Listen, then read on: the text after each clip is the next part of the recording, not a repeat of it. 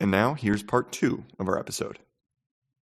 The fun thing about that song, Will You Love Me Tomorrow, is that it was done in an like up-tempo version by the Shirelles? Is The that who did Shirelles, it? I think. Yep. Yeah.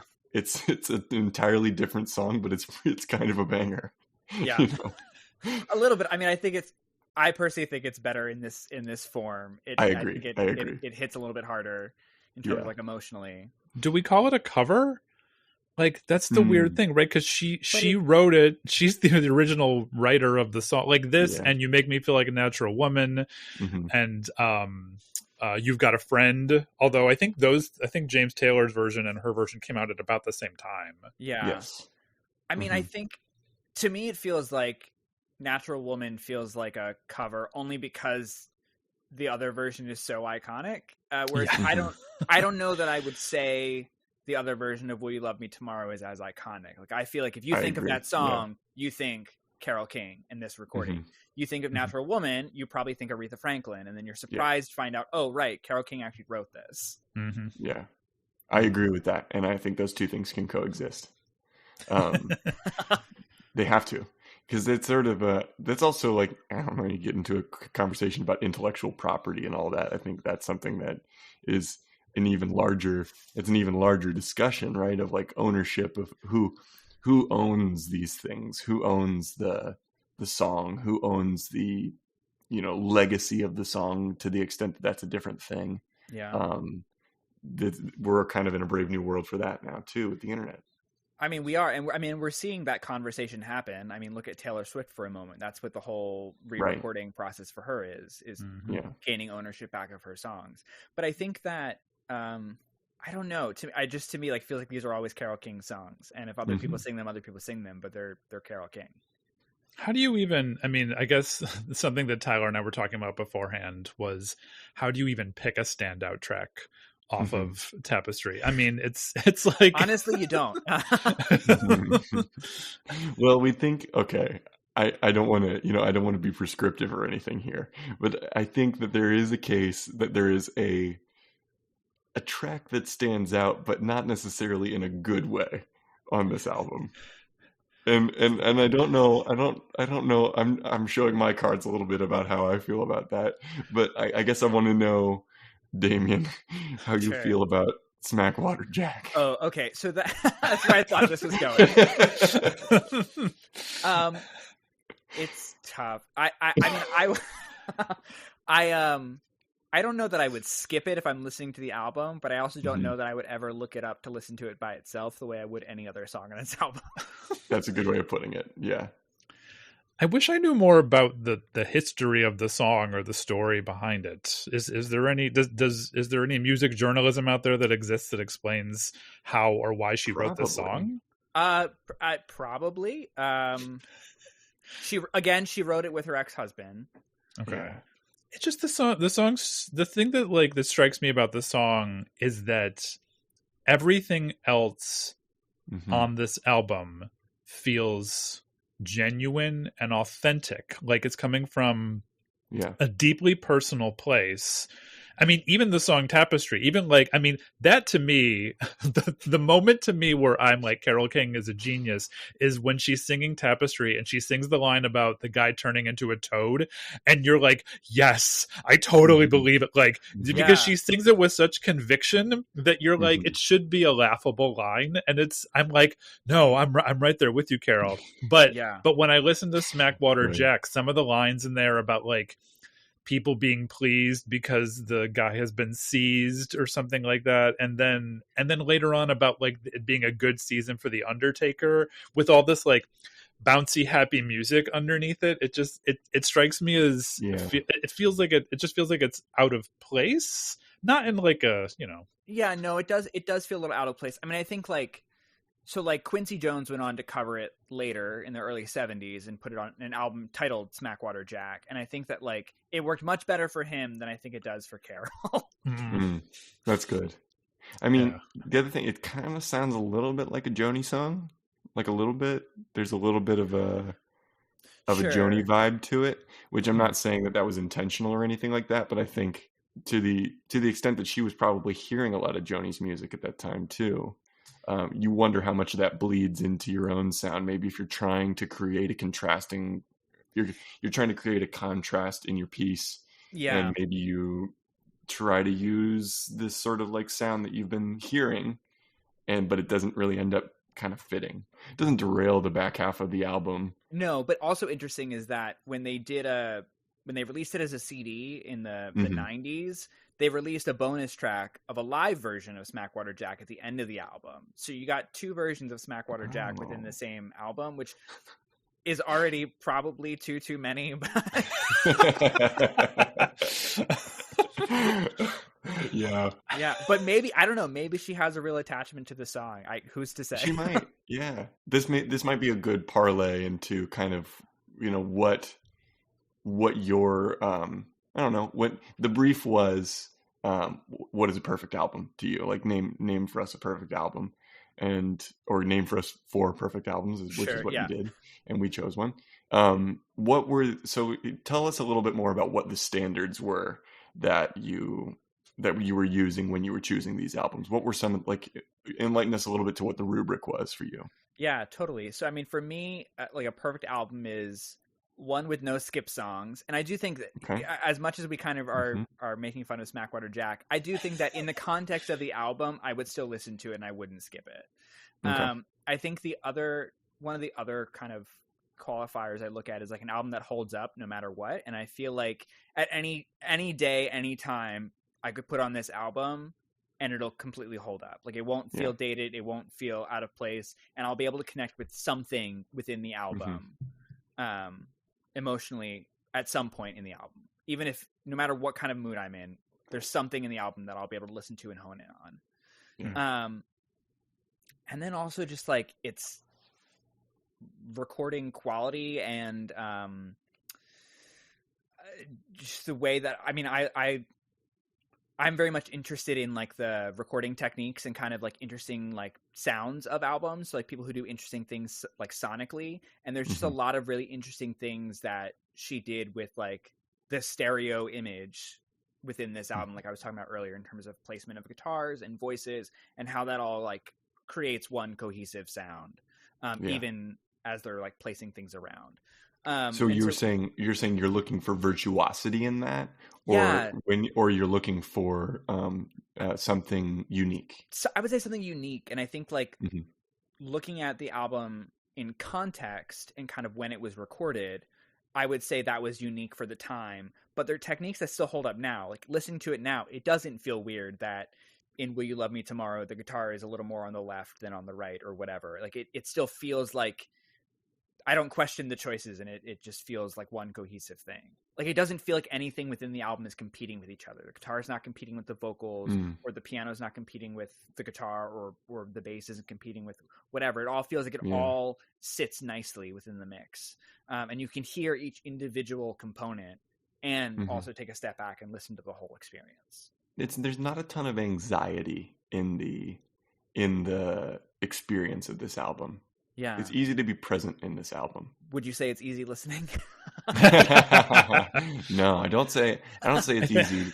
It's not easy to listen to. Like it's not easy to appreciate and absorb, because that requires, really asking yourself the question that a song or an album is asking. But what I do mean is that it makes it, there's a sonic element that makes you feel welcome in this album.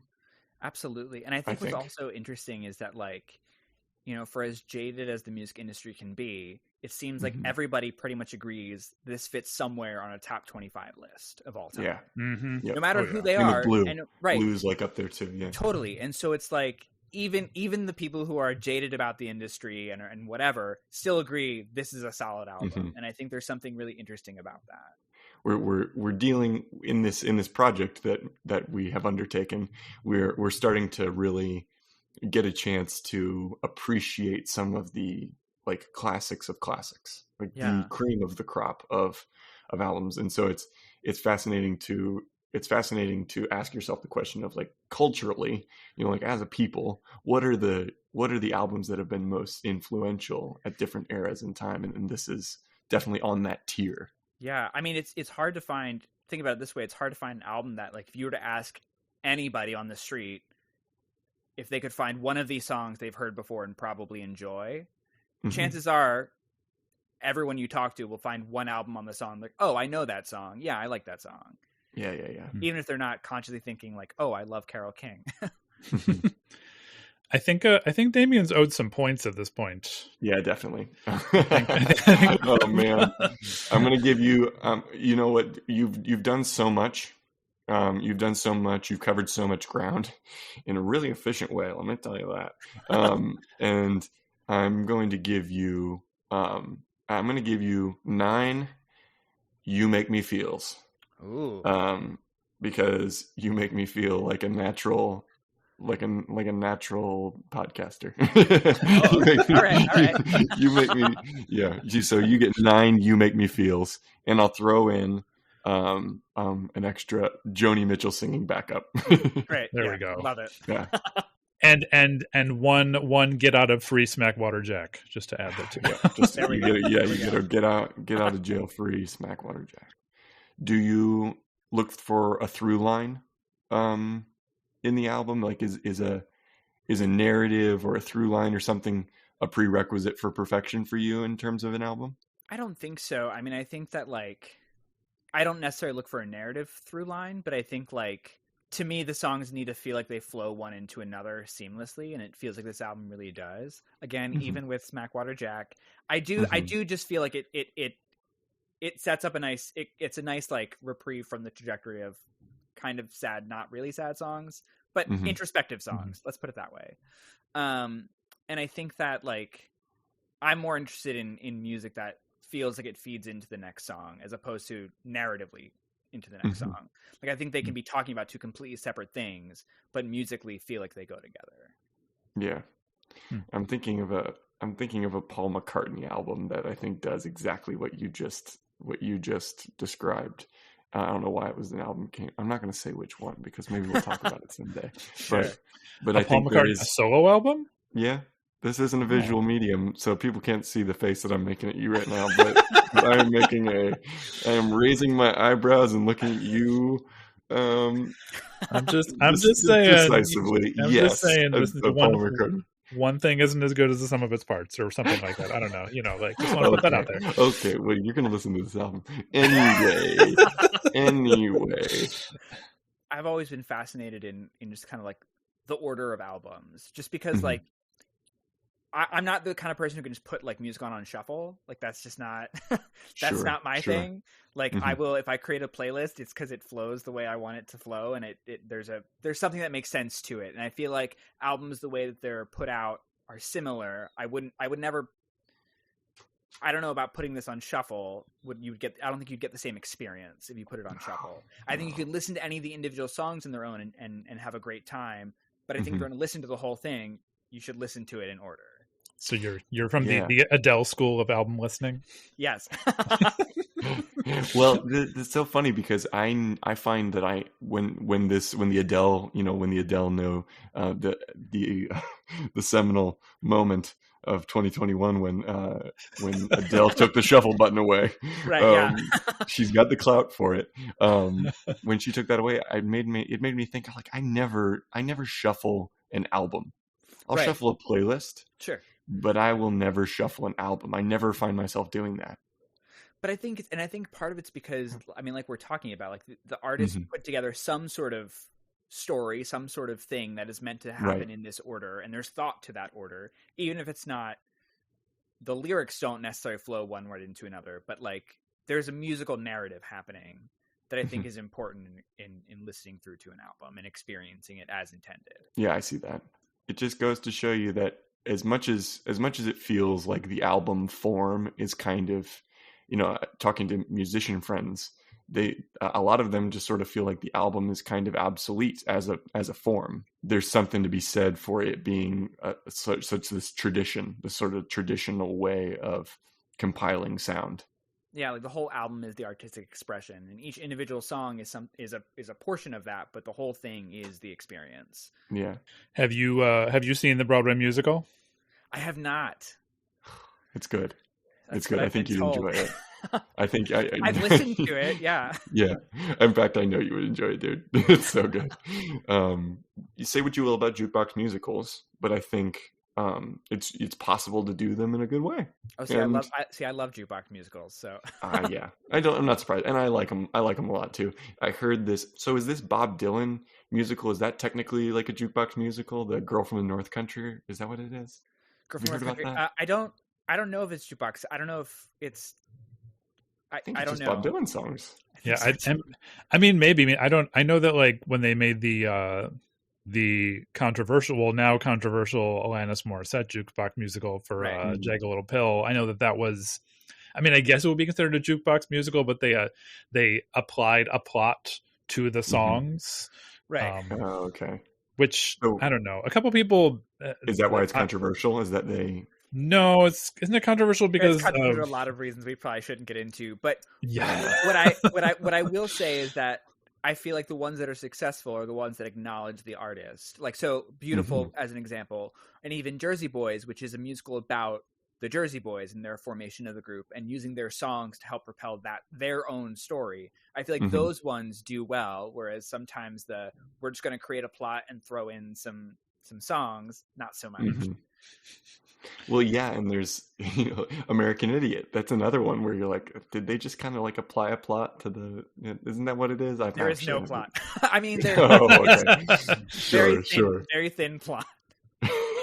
That's fine. That's fine but for them. that album though does feel like a concept album. Like I feel like there is sort of there's like a loose story of some sort of character within that, but the minute that this is why it drives me nuts every time they come up with another musical that they're converting a movie into a musical. Like isn't there talk of like a League of Their Own musical is going to be coming out at some point? Yeah, it doesn't surprise me all. Which to me, I mean, at some point we can get into my feelings about that movie. That movie holds a very special place in my heart. Yeah, but you love that movie, don't you? Adding songs to it and just like, I mean, not having Madonna play All the Way May at a certain point, it just feels like come up with a more, if you're going to adapt something, don't adapt something that we already know very well. Right.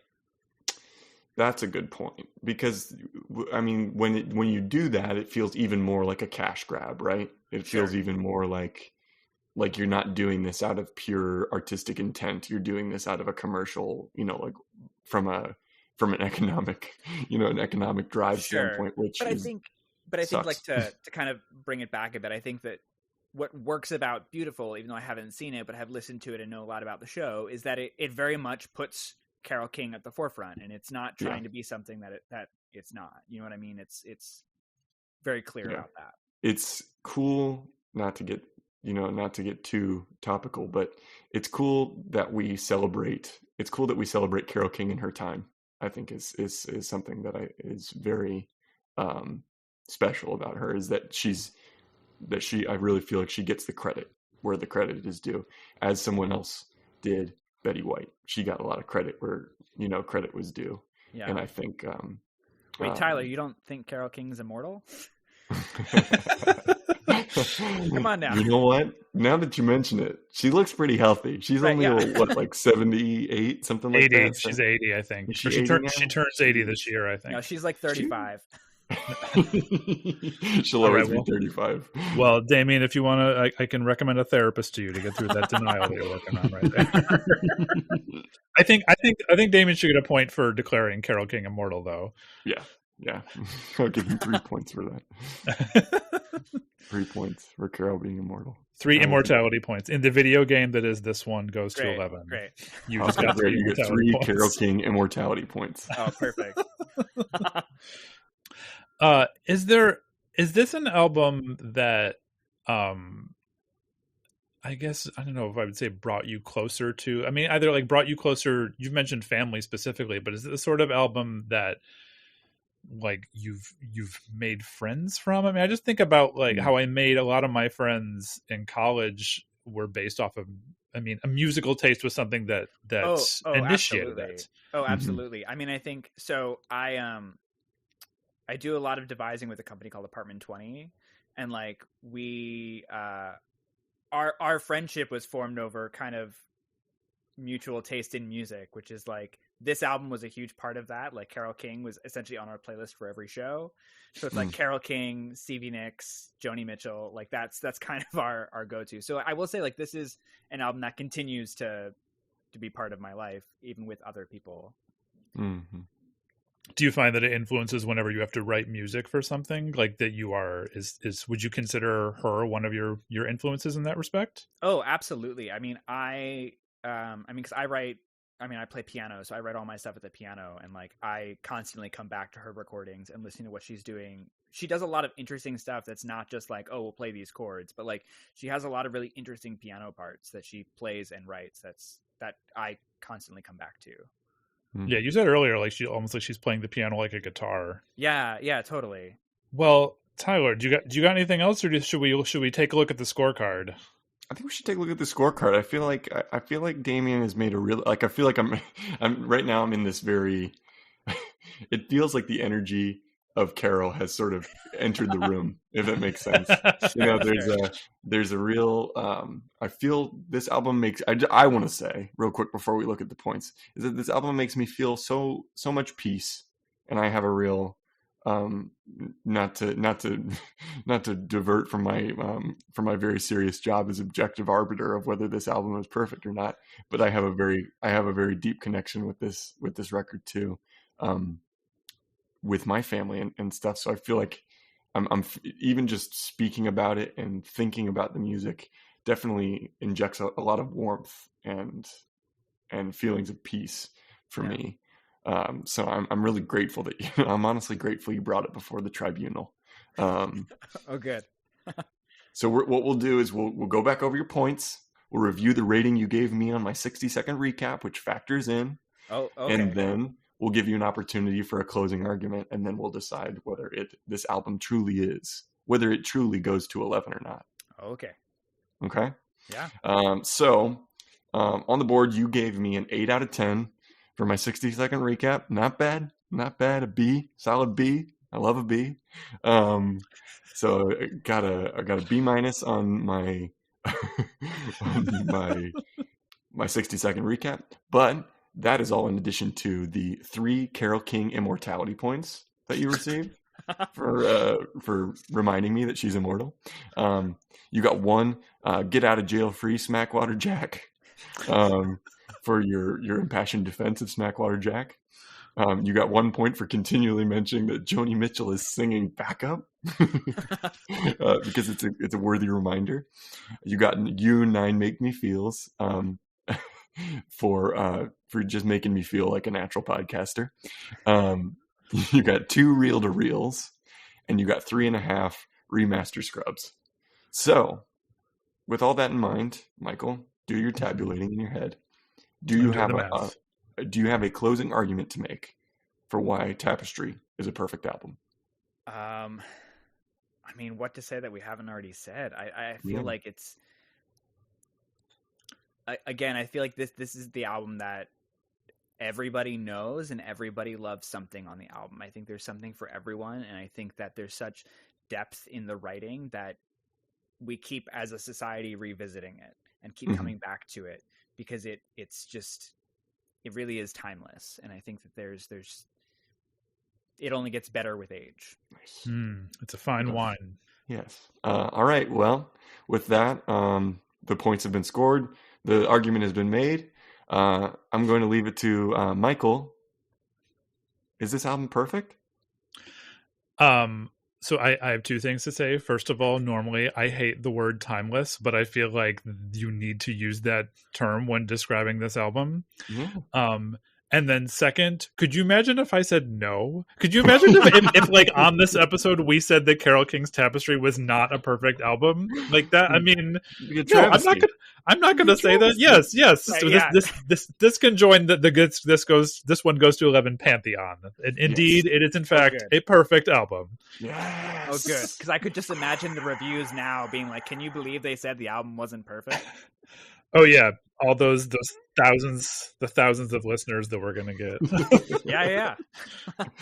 Yeah, I think you it would be a true miscarriage of justice if you said that it was not perfect. It would be heresy. Heresy. Yeah, heresy. I tell you, heresy. Heresy. I tell you. Well, thank you so much, Damien, for joining us today. You're just the best. And thanks for having me. You guys are great too. a pleasure to see you, and I'm hoping to make some theater with you again sometime in the near future. Yes, please. Would be a fun thing to do. So Tyler, should we leave our listeners with one more, with what we have determined as the standout track from Tapestry? I think that's a great idea. What are we playing for, Michael? I think we should listen to "It's Too Late." Yeah, I think so too. One of the early tracks on the album. Got a groove. It's got a groove. It's got some complex instrumentation too. I mean, there's just so much smart about it, and it's emotionally vulnerable and like simple and direct, and she's a hell of a song. It's a hell of a song. Oh, absolutely. She's amazing. All right. Well, here it comes, everybody. Thank you so much. We'll see you next time. Bye.